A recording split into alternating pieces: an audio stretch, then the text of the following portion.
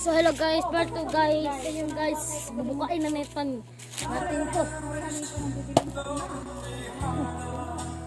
Ayan guys. Ayan, wow. Tamang tama.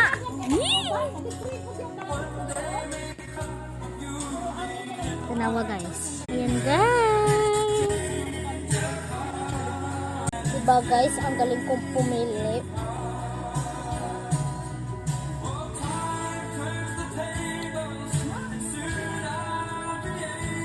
Ayan o. Diyos ko, dito tayo sa kusina guys. Ang ingay talaga dito. So hello guys, nandito na talaga tayo sa kusina guys. Maingay pa din. Pero hindi naman maayo.